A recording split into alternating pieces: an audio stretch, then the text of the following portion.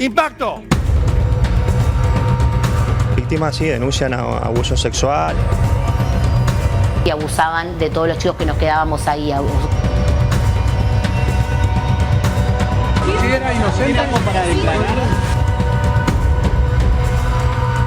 A Horacio Hugo Corbacho Blanc a la pena de 45 años de prisión. A la pena de 42 años de prisión.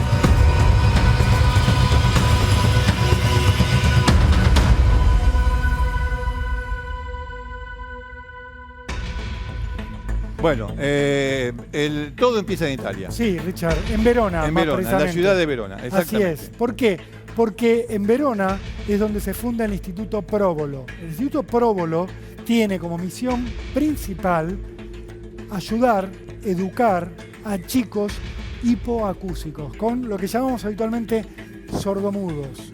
Chicos de entre 3 y 17 años que no tienen medios económicos, que necesitan ayuda de alguien. ¿Por qué? Porque necesitan, por supuesto, de una educación especial, especialmente pensada y dedicada para ellos. La misión del Instituto Próbolo, así fue creado en Italia, es educar a los chicos con todo lo que tiene que ver con la enseñanza, pero también darles valores religiosos. Lo estoy contando, Richard, como cuál es el planteo, en teoría, cuál es la fachada de todo esto, qué es lo que ha sido la función principal del Instituto Próbolo desde que empezó a existir en la década del 50 en Verona, en Italia. Pero ¿qué pasó en Verona, en Italia? ¿Qué empezó a ocurrir en ese instituto que supuestamente estaba dedicado a ayudar a chicos sin recursos? Insisto, ¿por qué insisto con esto? Porque son los chicos más desvalidos, chicos con una serie de disfunciones, pero que además vivían en la pobreza y encontraban o creían encontrar sus familias en este instituto el lugar para que los cuiden, para que los eduquen, para que los ayuden, Richard. Esta historia empieza en Italia en la década del 50. Esto es lo que estamos contando, es lo visible. Pero ¿qué pasaba dentro de los muros del Instituto Próbolo en Italia, Richard? Todo ¿Qué lo era contrario. lo que ocurría? Todo lo contrario. O sea, todo lo que él dijo acerca de la finalidad del Instituto Próbolo, no las cumplieron. No las cumplieron, ¿por qué? Porque el Instituto Próbolo, en verdad, lo que realmente ocurría, lo que está detrás de la escena, lo que se descubrió y se sigue descubriendo, es que a los chicos desvalidos, pobres, con discapacidades, etc., no los ayudaban, sino que los convertían en esclavos sexuales. Los violaban, abusaban de ellos, los violaban, lo hacían individualmente, lo hacían en grupo, los sometían a servidumbre, además los torturaban. Esto lo hacían curas en Italia y lo siguieron haciendo después. Espérense un segundo. Desde casi su ordenación como sacerdote, hay aquí personajes que desde el momento en que se ordenaron sacerdote comenzaron a violar chicos discapacitados y a someterlos a torturas y a servidumbre, amparados, cubiertos por la fachada del Instituto Próbolo. Eso lo hicieron en Italia y en Argentina. Mirá el mapa, Richard, que hemos preparado. Un mapa que nos va a mostrar qué ocurre cuando se enteran a nivel eclesiástico de que en Verona estos sacerdotes que estamos viendo aquí en pantalla, principalmente Eliseo Pirmati, Nicola Corradi, retengan estos dos nombres, son claves. Sobre todo los dos primeros. Pirmati y Corradi. Sí. Albano Mattioli, Giovanni Granuzzo y Luigi Spinelli. ¿Qué ocurre en Verona, en Italia? ¿Por qué marcamos? Se empiezan a acumular denuncias, más de 50 denuncias de chicos. Dame una fecha. Una fecha es, a partir del 55 empiezan a acumularse. Hace 65 años. Es decir, estos son tipos de alrededor de 80, 80 y pico de años. En una palabra, desde que se ordenaron sacerdotes están violando personas. Están violando chicos. Están violando chicos discapacitados. Esta gente violó toda su vida. Toda su vida se la pasó violando. ¿Se entiende esto? Protegida por la, entre comillas, supuesta sacralidad de la Iglesia Católica. Estos curas son católicos. Entonces, toda su vida fueron violadores. Richard, Son violadores. más de 60 chicos abusados por más de 20 curas en Italia. Es lo que se probó. Hay muchos más. Destacamos estos porque los abusos en Italia van del 55 a por lo menos el 84. Pero en el año 70, cuando empieza a hablarse de Italia, en Italia de esto, cuando empiezan las primeras denuncias, algunos de estos son enviados por la Iglesia Católica hacia la Argentina. Por eso estamos hablando de esta historia. Ahí está. Mirá. ¿A dónde llegaron? A La Plata. A La Plata, en Argentina. Donde se abre una filial del Instituto Próbolo con la misma misión: ayudar a chicos hipoacúsicos, a chicos sordos, chicos humildes, para educarlos, para inculcarles valores religiosos, pero, tristemente, para abusarlos. Si querés, antes de meternos en La Plata, tenemos un video muy interesante. Sí, donde confiesan todo. Sí. De Italia. ¿Por qué decimos Italia? Porque uno de estos sacerdotes denunciados en Italia habló con la prensa italiana años después, ya llegados a la actualidad, cuando ya esta historia que les vamos a ir contando paso a paso era conocida, y reveló lo que ocurría. A punto de encontrarse con el Señor, este tipo confesó todo. Perdí la cabeza. En el momento perdí la cabeza, sí. Además empezó diciendo pasado, pues ya no tiene más elecciones. Eso por un lado. Y por otro lado, es una clara confesión de lo que hacía. Y por otro lado también, ¿por qué vinieron estos dos acá a La Plata? Que obviamente con curas pedófilos vas a encontrar siempre a alguien, claro, que se acerca. Y se suma. En fin, acá tenemos, este es un civil, un administrativo, que está metido en esta investigación. Bueno, pero ¿por qué vinieron a La Plata? ¿Lo decimos ahora? Vamos a contar esto. O vamos a ver cómo siguió este tema. Mirá, Richard, siguió el tema, los mandan a La Plata para esconderlos. Lo decía recién esta persona que veíamos en el testimonio, decía... ¿Quién los manda a La Plata para esconderlos? La iglesia los manda a la América, los manda a Argentina.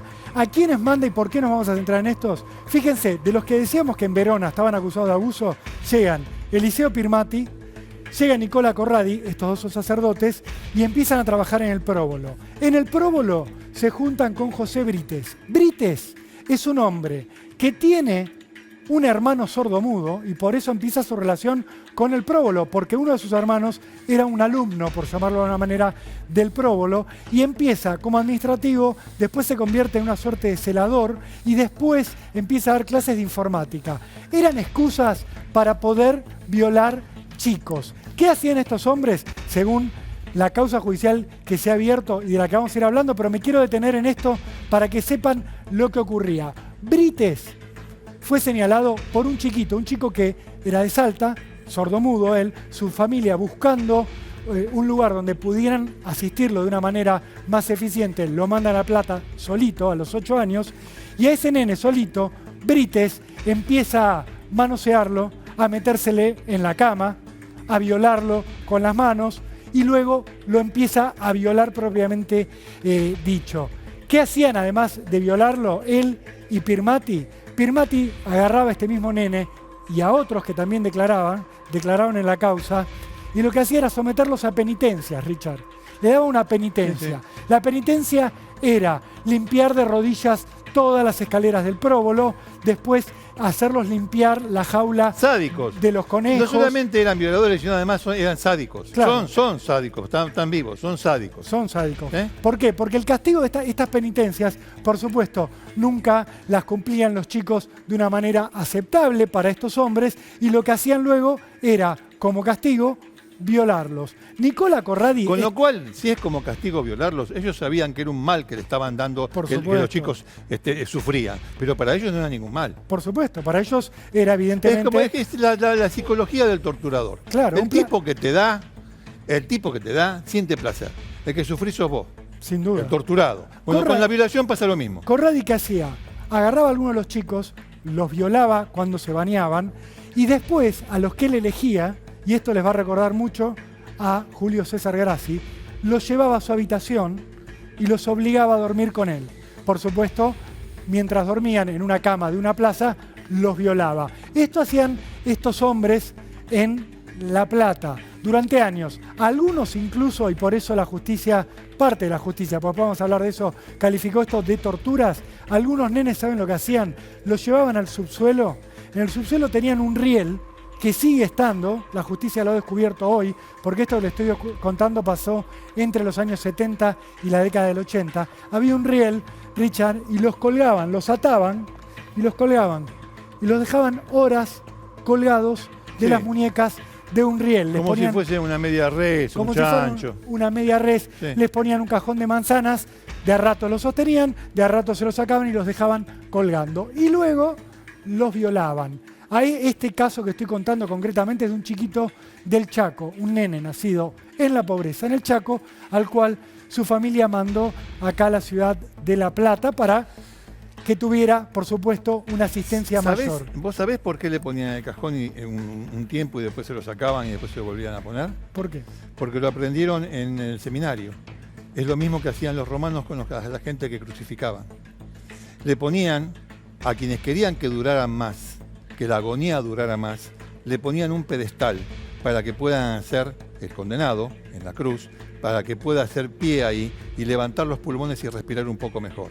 Cuando querían acelerar el sufrimiento, le sacaban ese pedestal, entonces vos te caías, y entonces te costaba mucho más, después de un tiempo, te costaba mucho más respirar y generalmente llegabas al paro cardiorrespiratorio, perdón.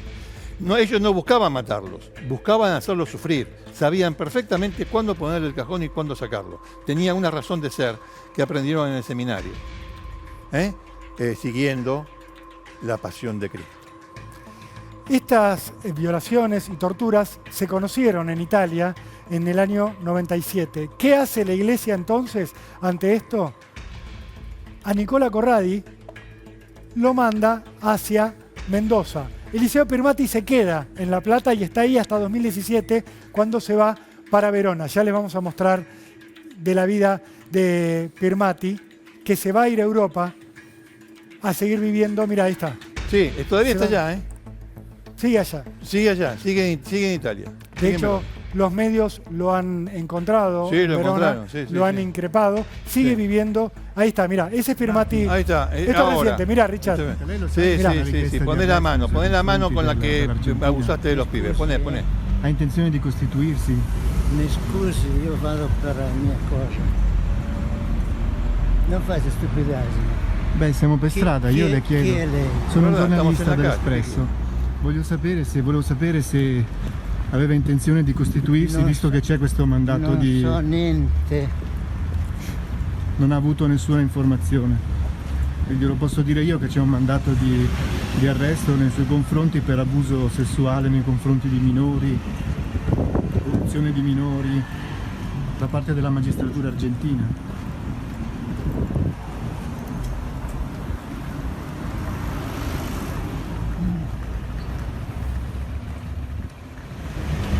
Cosa le ha detto? No sabe nada, ¿viste? No.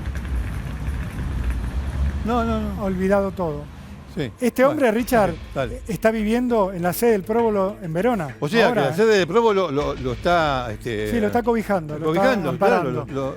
A ese hombre que levanta la mano para que las cámaras no lo escrachen, porque la verdad es realmente el único acto de condena que ha tenido es pero ¿qué quiere decir? La pública. Escúchame, si la propia, el propio Papa, ¿no? Siendo cardenal primado de la Argentina, mandó a hacer un trabajo a un abogado al que le pagó la Conferencia Episcopal Argentina para que lo exonerara, lo absuelva, iba a decir, lo absuelva a Grassi. Si la propia cabeza de la Iglesia Católica los protege, por más que hablen, digan y no digan, ¿por qué está en el próbolo? Es una ¿O vos te pensás que en el Vaticano no lo saben? Exactamente. Es que esto forma parte, y ya va a seguir, porque no termina en La Plata la cuestión. Después vamos a volver a La Plata. Esto forma parte de lo que mostró, de lo que se sabía que hacía la Iglesia durante siglos. Cuando había una denuncia contra un sacerdote por abusar sexualmente de una mujer, de un chico, etcétera, etcétera, ¿qué hacían? lo sacaban del lugar donde estaba y lo mandaban a otro lado. ¿Qué hicieron con esto? Lo mandaron para la Argentina. Pero también hay casos en los cuales, desde Roma o desde la diócesis que fuese, los mandan a otros países, los mandan a Estados Unidos, los mandan a Canadá, los mandan a Australia. De hecho, la película Spotlight, que es una película que ganó el Oscar, la película trata sobre eso. La demostración, la prueba de que la estrategia de la Iglesia frente a estos casos no es tomar disposiciones que traten de controlar esta situación o de eliminarla, mejor dicho. No. Continuar con la práctica, pero que se vayan a otro lado. Eso lo mostró la película ganadora del Oscar. Pero lo mostró esa película, es un detalle. En realidad esta estrategia es conocida, la hemos dicho, y acá es una prueba evidente. El caso Próbolo es otra prueba evidente de que esa es la estrategia. ¿Usted me va a decir que la cabeza de la Iglesia Católica no lo sabe? Dale. Pirmati se va a Verona, como veíamos, pero ¿qué pasa? Falta otra persona de las cabezas de esta situación en la ciudad de La Plata. Tenemos que decir que no se acaba la situación ahí, sino que Corradi, de La Plata, se va a ir en el año 97 a Mendoza a dirigir la sede de Luján de Cuyo del Instituto Próbolo. En el medio, mientras Corradi se afincaba en Mendoza y empezaba a hacer lo mismo, desde La Plata, el reemplazante de Corradi le manda un fax a las máximas autoridades eclesiásticas y le cuenta lo que estaba ocurriendo ahí. Dice, mire que acá hubo abusos, hubo un desastre, esto degrada la institución, hay que hacer algo.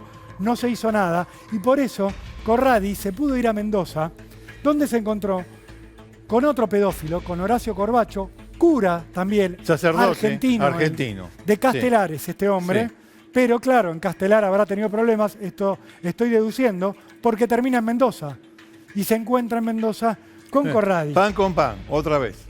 Se encuentran con Corradi, se encuentra con una monja que aún no ha sido juzgada, Kumiko Kosaka, una monja de origen japonés, que también ahora está acusada de prestarle colaboración para que ellos puedan violar, ¿eh? Está acusada de eso. Aquellos están condenados, pero esta mujer está acusada, todavía no fue juzgada. Se encuentra también con Armando Gómez, lo menciono porque era el jardinero del Próbolo. Miren a dónde llegaba todo esto. Era toda la organización, toda la gente que estaba allí contra los pibes. Exactamente, hay más gente. Hay un monaguillo que no está mencionado acá, pero se los cuento para que lo sepan. Jorge Bordón se llama, también abusaba. La directora del Próbolo está imputada en la causa. Hay otra monja, Asunción Martínez, que también está imputada. Pero nos vamos a detener en estos que están aquí.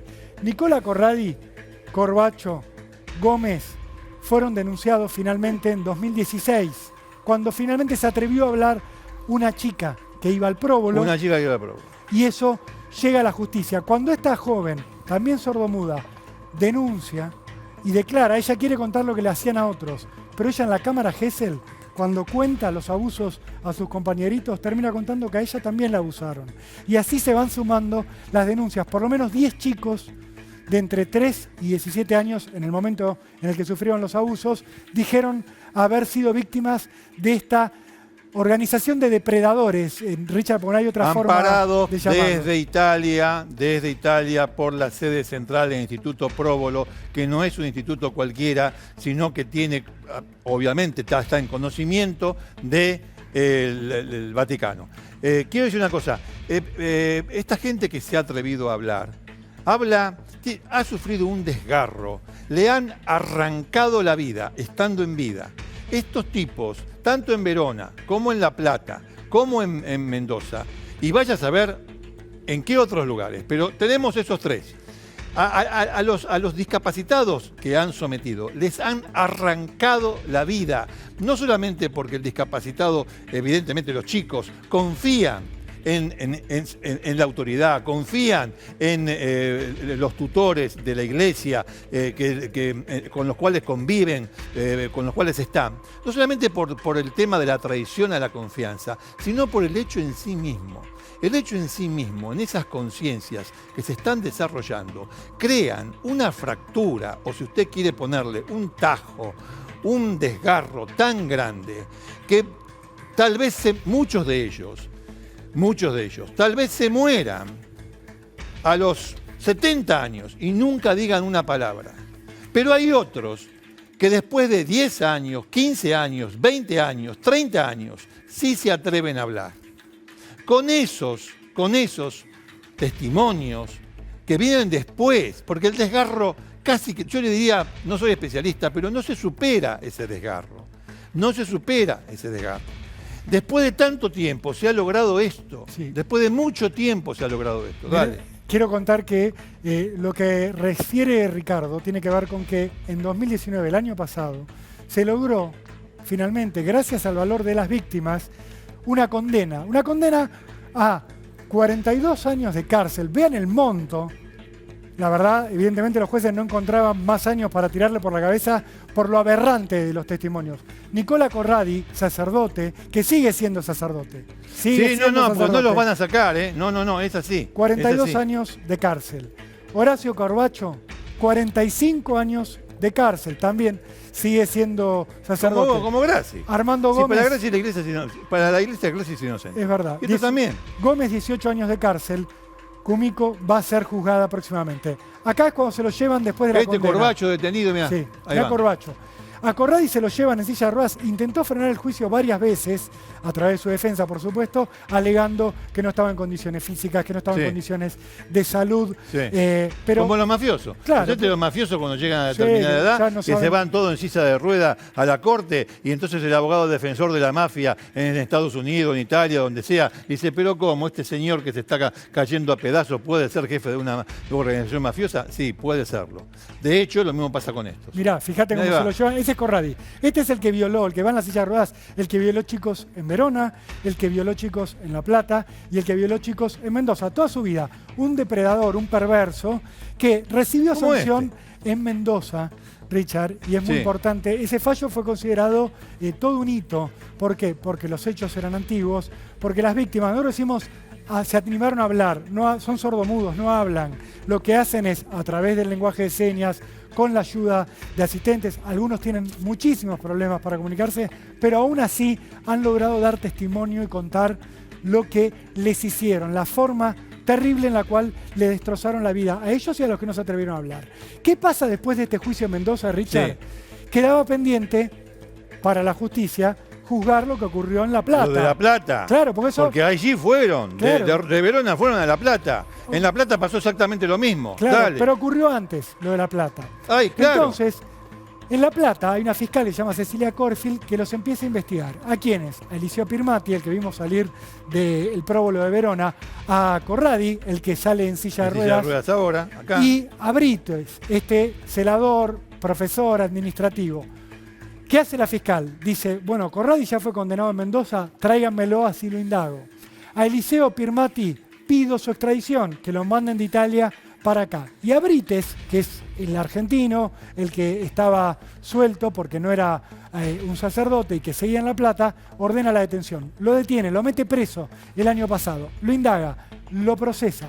La defensa dice, no, prescribió todo, porque esto pasó en la década del 80. La fiscal dice, no prescribió. ¿Por qué? Porque hay una convención internacional de los derechos del niño y el niño hay un interés superior que es el de él, que hay que cuidar, que está garantizado por nuestra Constitución. Así que esto no ha prescripto. Van a la Cámara de Apelaciones de La Plata, Richard, con este tema. La Cámara dice, tiene razón la fiscal. Tiene razón la fiscal. Tienen que ir a juicio estos tipos. Los tres que vayan a juicio. No prescribió este asunto. Sí. ¿Por qué? Porque esto prácticamente es como un delito de lesa humanidad. Acá no se puede hablar de prescripción, esto tiene que ser juzgado. Y aparte, en Mendoza fueron juzgados, y en Mendoza no solo fueron condenados, sino que la Corte Mendocina ya ratificó esa condena. O sea, el máximo tribunal de justicia de esa provincia dijo, sí, está bien. Claro. Entonces en La Plata se empieza a discutir este tema de la prescripción. ¿Qué hace entonces la defensa, Richard? Mete un habeas corpus. Que no tiene nada que ver. Nada que ver. El habeas corpus no tiene nada que ver. Yo les digo una cosa, la ley procesal de la provincia de Buenos Aires es una basura. Es una basura. Lo dice alguien que no trabaja en la provincia de Buenos Aires, ni va a trabajar nunca.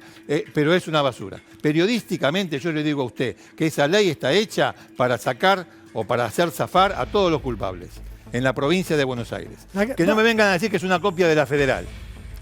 Porque en el fuero federal no meten un habeas corpus para hacer zafar a delincuentes. No. Vos fíjate lo que ocurre. Hacen el habeas corpus, va a la Cámara de Casación y le cae a un juez llamado Víctor Violini.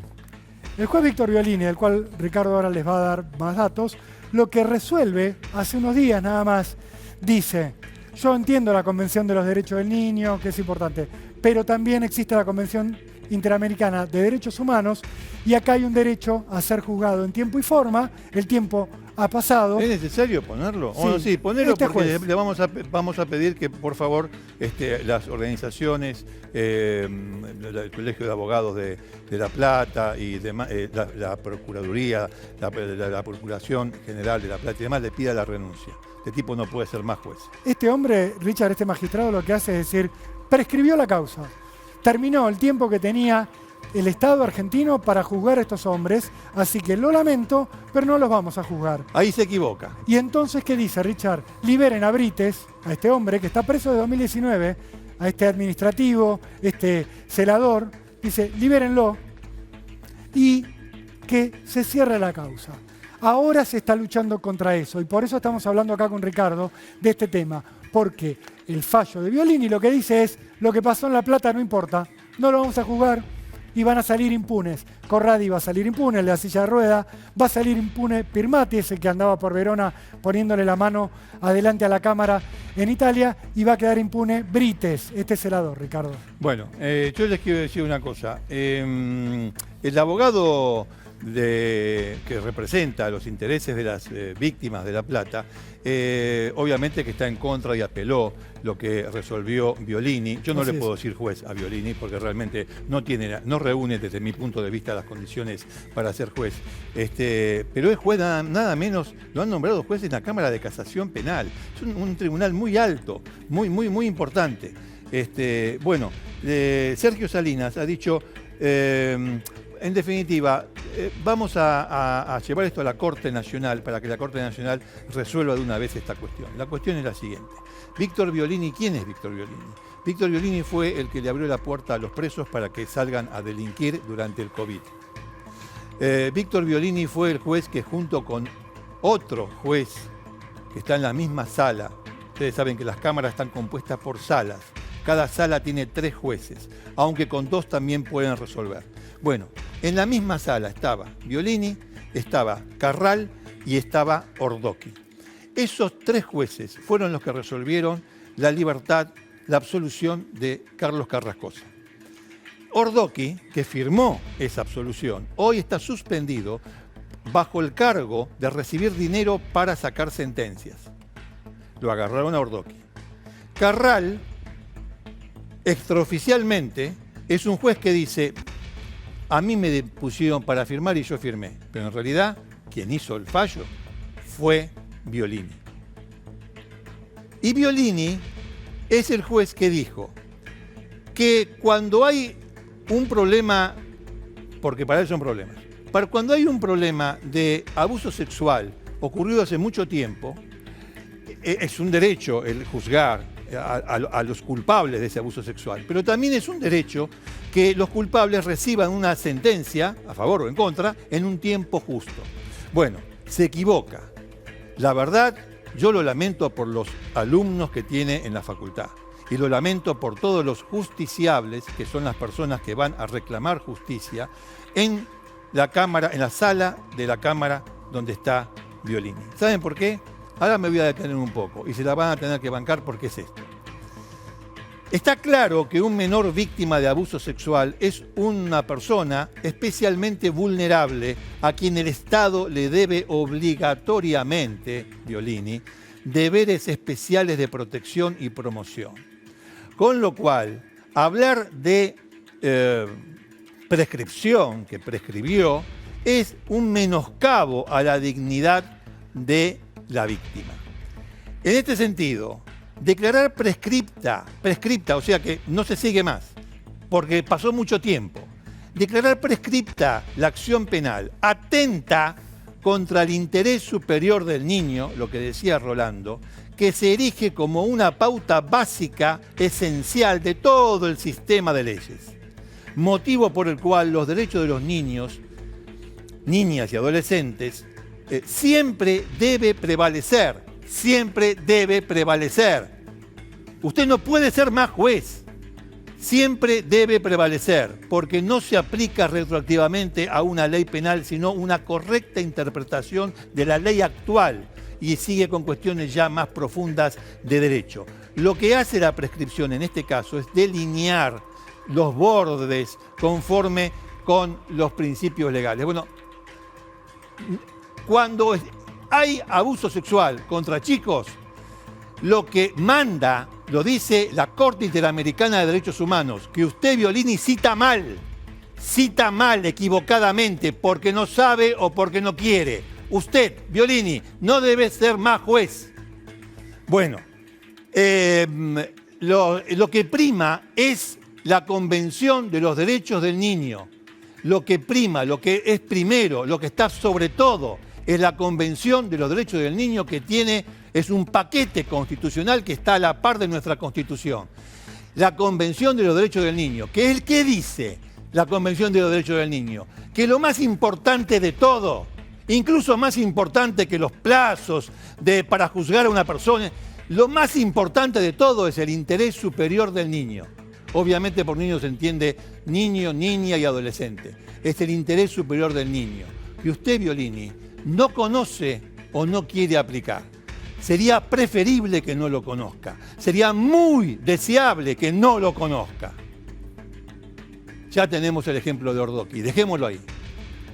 Sería preferible que no lo conozca, pero también sería preferible que deje de ser juez. Ha hecho mucho daño, Violini, mucho daño ha hecho, mucho daño.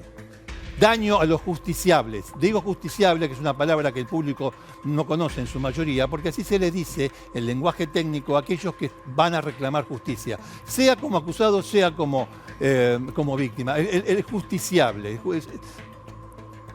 no debe ser más juez.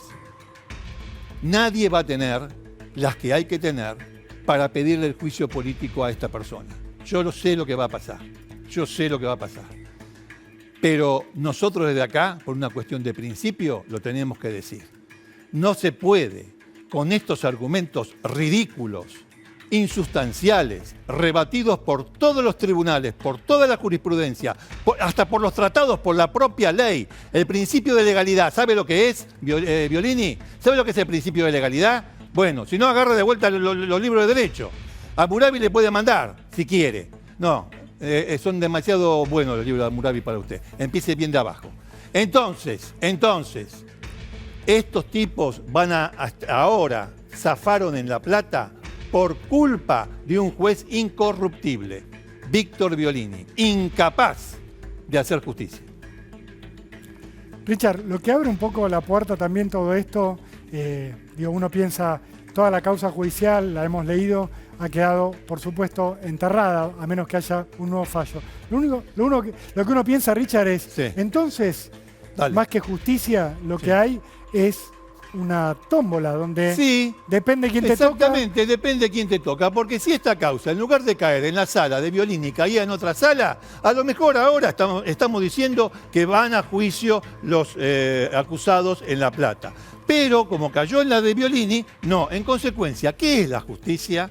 ¿Qué es la justicia? En Argentina la justicia es una tómbola. Yo no voy a hablar de otros países, pero acá es azar. De acuerdo al juzgado que te toca, te podés salir absuelto o podés salir condenado. Podés salir sobreseído o podés salir, no sé, con una felicitación. De acuerdo al juzgado que te toca, con lo cual no hay regla. ¿Me pueden decir qué miércoles estudian durante 5 o 6 años en la facultad? ¿Cuál es la regla? No hay regla, es interpretativo. Si es interpretativo, entonces es azaroso. Y si es azaroso, acá está la verdad. La única verdad es esta. La justicia argentina es una ruleta. Es una ruleta. Vamos a ver, por ejemplo, en este caso, ¿qué hubiese pasado si esto caía en otro lado? Bueno, depende de la ruleta de la justicia, el lugar donde te toque, y ahí vas a ver si te van a condenar, si no te condenan, si vas a tener tu satisfacción como víctima o no. Estoy acá, estoy acá. Ahí va la ruleta. Vamos a ver qué hubiese pasado en este caso si tocaba en otro lado y qué sé yo. Vamos a ver. Una ruleta. A ver qué sale. Una multa. Ahí está, le damos a correr al violador. Le damos a correr al violador, le damos una multa. ¿Cuánto le ponemos, Violini, de multa? Dale, ¿cuánto le ponemos? 10 lucas, pongámosle 10 lucas. No, 15 es demasiado, si es cura, el tipo no produce, no tiene los medios de producción como se usa ahora. No tiene los medios, ya lo decía Marx, no tiene los medios de producción. ¿No se puede apelar, Richard, a otro tribunal? Cambió otro tribunal. ¿Probá vos? Dale, por favor. Vos. Dale. ¿Vamos a apelar? Dale, apelá y a ver quién te toca. Te puede tocar de otra sala. La justicia argentina es esto. Sobreseimiento, todos afuera.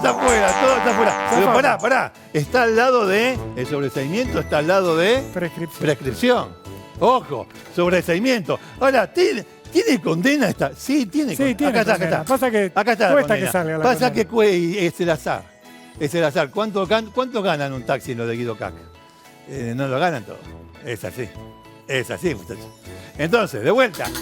Ahí está. Igual que el fiscal ese que dijo que a los pibes que habían pegado de policía lo tenían que largar. Si le tocaba a otro fiscal, a lo mejor... Ahí está. ¡Condena! ¡Salió condena! Sonamos, Violini, sonamos. Está más cerca de la puerta acá. ¡Sonamos! Bueno, esto es la justicia argentina. Y esto es Cámara de Crimen. Richard. Por las cosas que se dicen acá, se ha creado jurisprudencia. Si no, que lo diga los tribunales, empezando por uno de La Plata, por la Cámara Federal de La Plata, que tomó un argumento que nosotros dijimos aquí para declarar que son imprescriptibles los delitos de corrupción administrativa contra el Estado. Esos delitos son imprescriptibles. Lo dijimos acá antes que salga el fallo. Y en el fallo, Leopoldo Schifrin, que ya murió, el juez de la Cámara de La Plata, dijo: yo advertí que se podía aplicar ese principio, esa teoría, mirando Cámara de Crimen. Bueno, espero que esto sirva para algo, para ir eliminando de la justicia, para ir sacando, hay que tener mucho cuidado con las palabras también, sacando de la justicia a los malos jueces.